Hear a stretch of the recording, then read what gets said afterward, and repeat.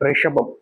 நீங்க இப்போ மனசுல நினைக்கக்கூடிய ஒரு விஷயம் ஏன்டா இன்னும் உயிரோட இருக்கும், இது ரொம்ப தப்பான ஒரு விஷயமா இருக்கே, தப்பான வார்த்தையா இருக்கேன்னு தோணும். ஆனா உண்மை என்னன்னா, ரிஷபராசினுடைய மனசுல இப்ப இருக்கக்கூடிய ஒரு விஷயம், எனக்கு இன்னும் எதுக்கு சாவு வராம இருக்கு சாமி, நான் அதுக்காக காத்துக்கிட்டு இருக்கேன், எனக்கு அது கிடைச்சா எனக்கு அதை விட சந்தோஷம் வாழ்க்கையில் என்ன இருக்கும், அது எனக்கு சீக்கிரமா வரணும் சாமி அப்படின்னு நீங்க கடவுளை பார்த்து வேண்டாத நாட்டு கிடையாது.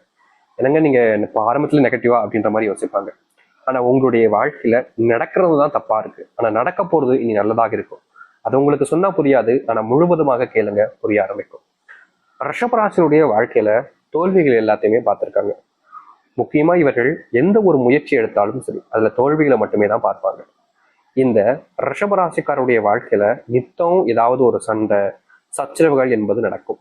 இப்போ எக்ஸாம்பிளுக்கு சொல்றேன், இவங்க வேலைக்கு போறேன்னு போறாங்க, காலங்காத்தால எந்திரிச்சிட்டாங்க ஒரு 7 மணி வாக்குல.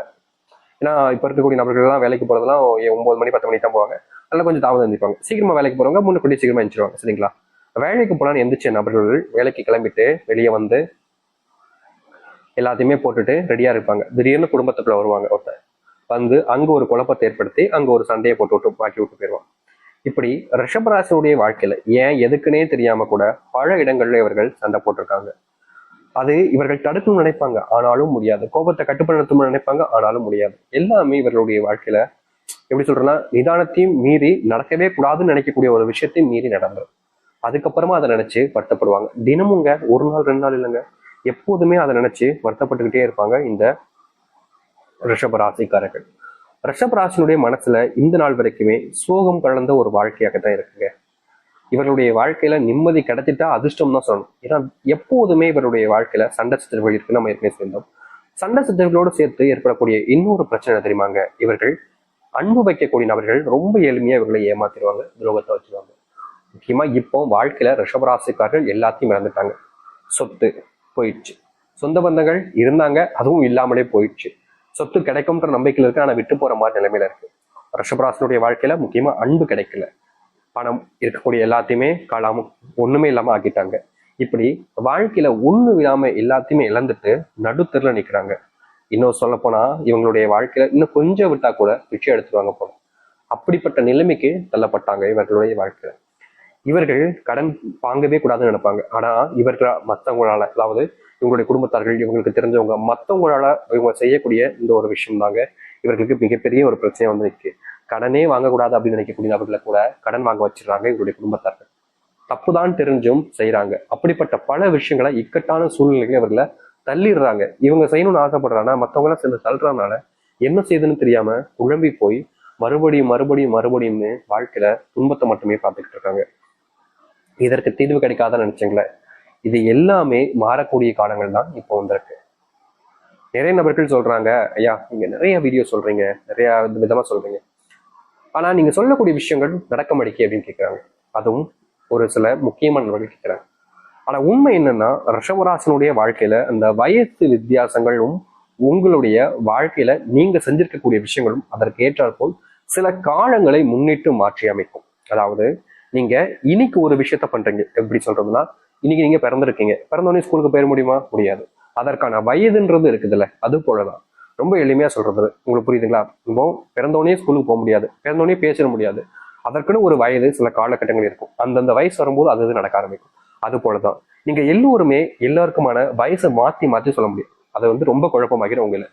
பொதுவாக சொல்லும் போது உங்களுடைய வயசு கொஞ்சம் மாறுபடும் பொழுது நீங்க எதிர்பார்க்கக்கூடிய விஷயங்கள் நடக்க ஆரம்பிக்கும். இதுதான் யதார்த்தமான உண்மை.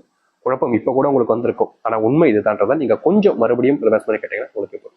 சரி, இது நாள் வரைக்கும் இருந்ததை விட்டுருங்க. இனி வரக்கூடிய காலங்கள் எப்படி இருக்குன்றத பார்க்கலாம். அதற்கு முன்பு மறக்காம நம்ம சேனலை சப்ஸ்கிரைப் பண்ணிக்கோங்க, பக்கத்தில் இருக்கக்கூடிய பெல் ஐக்கானை கிளிக் பண்ணிக்கோங்க. அப்பதான் நம்ம போடக்கூடிய அனைத்து தகவல்களும் உங்களோட விஷயம் அது கூட இருக்கும். முடிஞ்ச அளவுக்கு வீடியோவை ஸ்கிப் பண்ணாம பாருங்க. ரிஷப ராசிக்கார அன்பர்களே, நீங்க இந்த நாள் வரைக்குமே திருமணம்ன்ற ஒரு வாழ்க்கைக்குள்ள போகாம ரொம்பவே கஷ்டப்படுறீங்க. 35 வயசு வரைக்கும் ஆயிடுச்சு சாமி, ஆனா கல்யாணமே ஆகல. தொலைச்சிட்டேன், வாழ்க்கையில நிம்மதியை தொலைச்சிட்டேன். என் கூட இருக்கக்கூடிய நபர்கள் யாரும் என் மேல அக்கறை காமிக்கவும் இல்லை, என் மேல பாசமும் காமிக்கல. இப்ப எனக்கு கல்யாணம் ஆகலைன்றது அவங்களுக்கு வருத்தமா தெரியல, நான் இன்னும் பணத்தை நிறைய சம்பாரிச்சு கொடுக்கலன்றது அவங்களுக்கு வருத்தமா இருக்கும். முக்கியமா என்னுடைய குடும்பத்துல எனக்கு கல்யாணம் ஆகலைன்றது எனக்கு மட்டும்தான் வருத்தமா இருக்கே தவிர வேற யாருக்குமே அது பெருசா ஒரு பொறுப்புபோக்காவே இல்லையே சாமி. அவங்களுக்கு தேவை பணம், நான் கொடுத்துட்றேன்னா அப்ப எப்படியோ அப்படின்னு சொல்ற மாதிரி இருந்துட்டு போ. அவங்களுக்கு என் மேல அன்பு ஒரு துளி அன்பு கூட கிடையாது. எனக்கு எப்படி சொல்றது, காய்ச்சல் இல்லை வேற ஏதாச்சும் உடம்பு சரியான விஷயங்கள் வந்தாலும் வேலைக்கு போலையா, வேலைக்கு போ, மாத்திரை போட்டுட்டு டாக்டர் பாட்டு வேலைக்கு அப்படின்னு தான் சொல்லுவாங்களே தவிர வீட்டில் இருப்பா உடம்பு முடியல அப்படின்ற மாதிரிலாம் சொல்லவே மாட்டாங்க சாமி.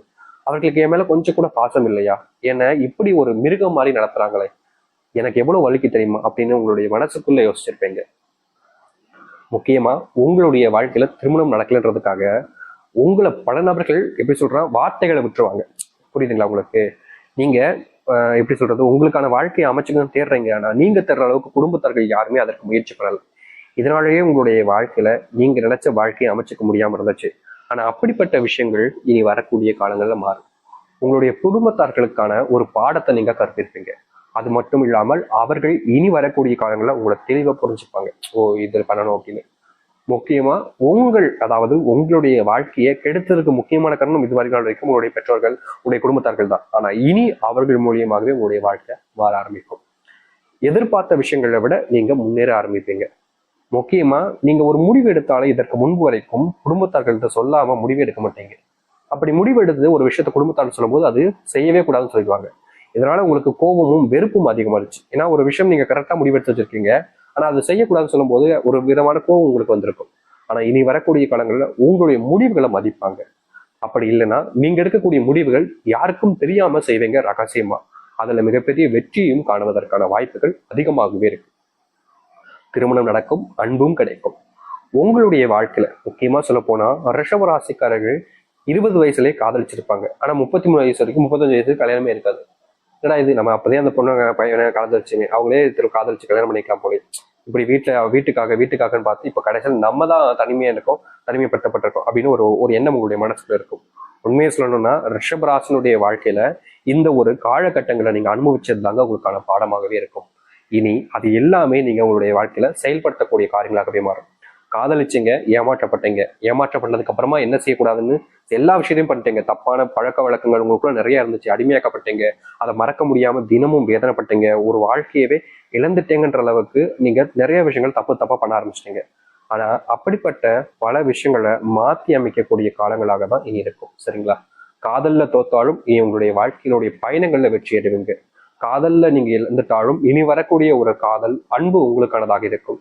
நீங்க முக்கியமா செய்யக்கூடிய ஒரு தவறு என்னன்னா, யாரை விரும்பினாலும் சரி, ஒருத்தங்களை விரும்பணும்னா அவங்கள விரும்ப மட்டும்தான் செய்யணும். எப்படி சொல்றேன்னா, ஒரு எக்ஸாம்பிளுக்கு சொல்றேன். இப்போ ஒரு விஷயம் நமக்கு பிடிக்குது. இப்போ ஒரு எக்ஸாம்பிள் சாப்பிட்ற பொருள் வச்சு சொல்றேன். சரிங்களா? எனக்கு இப்போ கடல மிட்டாய் ரொம்ப பிடிக்கும் வச்சுக்கோங்களேன். கடல மிட்டாயே சாப்பிடலாம் விரும்பி, ஒரு நாளைக்கு 1 2 அப்படின்ற மாதிரி கொஞ்சம் கொஞ்சம் சாப்பிட்டுக்கலாம். ஆனா ஒரு நாளைக்கு நான் 10 கிலோ 15 கிலோ திம்பன் அதை எடுத்து திங்க நினைச்சா அது எப்படி சொல்றதுன்னா, அது திகட்டிடும். அவ்வளவுதான், அதுக்கு மேல சாப்பிட முடியாது. அது அவ்வளவுதான் அப்படின்ற மாதிரி தான் இருக்கும்.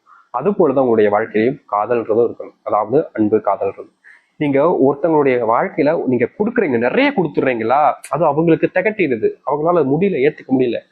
அதை எப்படி சொல்றேன்னா, ஒரு விஷயத்த நம்ம ஒருத்தங்க மேல அன்பு காமிச்சோம் அப்படின்னா அவங்க மேல நிறைய அக்கறை எடுத்துரும். இப்படி போகாதமா, இப்படி பண்ணாதப்பா, இப்படி பண்ணுங்கப்பா, இப்படி பண்ணாதப்பா அப்படின்ற மாதிரி அவங்கள நிறைய விஷயங்களை சொல்ல ஆரம்பிச்சிடும் நம்ம அவங்க கிட்ட. நீங்களும் அதான் பண்றீங்க. ரிஷபராசிக்காரர்களும் அதே விஷயத்தான் அவங்க கிட்ட, இதை பண்ணு, இப்படி பண்ணு, அப்படி இரு, இப்படி இருந்து நிறைய விஷயங்களை சொல்றீங்களா. அது அன்புக்கான ஒரு விஷயம்ன்றது உங்களுக்கு தெரியும்.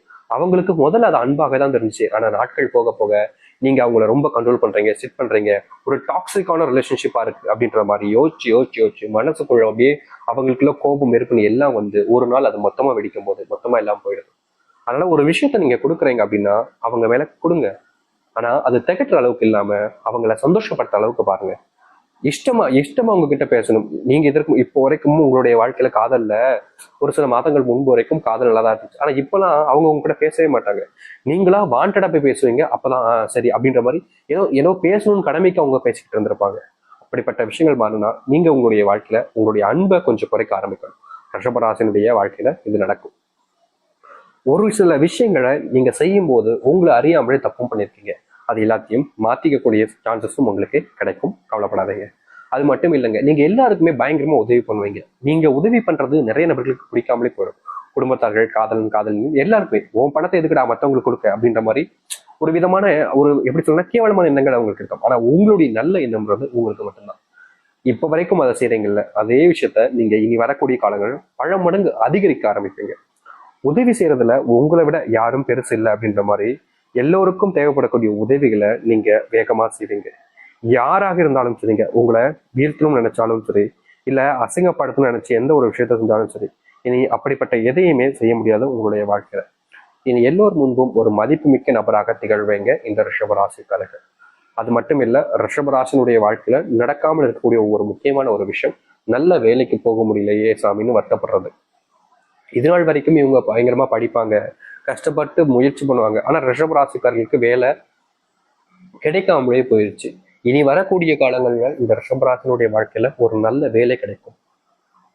நீங்க எந்த இடத்துல வேலைக்கு போகணும்னு நினைக்கிறீங்களோ அங்க வேலை கிடைப்பதோடு உங்களுடைய மதிப்பும் மரியாதையும் அதிகரிக்க ஆரம்பிக்கும். தோல்விகளை மட்டுமே பார்த்திருக்கக்கூடிய உங்களுடைய வாழ்க்கையில இனி வெற்றி பயணங்கள் மட்டுமே நிச்சயிக்கப்படும். யாராக இருந்தாலும் சரிங்க, உங்க மேல பயங்கரமான அன்பையும் பாசத்தையும் வைப்பாங்க. நீங்க இல்லைன்னா தன் உயிரே விட்டுறோண்டா அப்படின்ற அளவுக்கு உங்க மேல பாசத்தை கிடைக்கும். நீ நம்ப முடியாத வாழ்க்கையாகவே வாழ ஆரம்பிப்பீங்க. காத்திருந்தீங்களே இத்தனை வருஷங்கால இவ்வளவு நாட்களா காத்திருந்தீங்களே, இப்பெல்லாம் மாறாது, இப்ப மாறிடுமான்னு நீங்க கேட்பீங்க. ஆனா நிச்சயமா சொல்றேங்க, ரிஷபராசிக்காரர்களுடைய மிகவும் சரியான வாழ்க்கையினுடைய முன்னேற்ற காலங்களாக தான் இனி இருக்க போகுது. இதற்கு முன்பு வரைக்கும் நிறைய கஷ்டப்பட்டீங்க, இல்லைன்னு சொல்ல மாட்டேன். நிறைய விஷயங்களை அனுபவிச்சிட்டீங்க. வாழ்க்கையில தீர சுத்த வடு மாதிரி உங்களுடைய வாழ்க்கை மாறி இருந்துச்சு. ஆனா இனி எல்லாத்துக்குமான தீர்வுகள் கிடைக்கக்கூடிய காலங்கள் வந்திருக்கும். தைரியமா இருங்க, கவலைப்படாதீங்க. அன்புக்காக நீங்க ஏங்கி இருக்கீங்க. உங்களுடைய சின்ன வயசுலயே நீங்க நிறைய விஷயங்கள் நடந்திருக்கீங்க, நிறைய விஷயங்கள் மாறணும்னு ஆசைவும் பட்டிருக்கீங்க. சின்ன வயசுல நீங்க வாழ்ந்த வாழ்க்கைன்றது ஒரு கொடுமையான வாழ்க்கை தான், அது தெரிஞ்ச விஷயம்தான். ஆனா இனி வரக்கூடிய காலங்கள் உங்களுடைய வாழ்க்கையில முழுவதுமான மாற்றங்களையும் நன்மைகளையும் ஏற்படுத்தி கொடுக்கும்.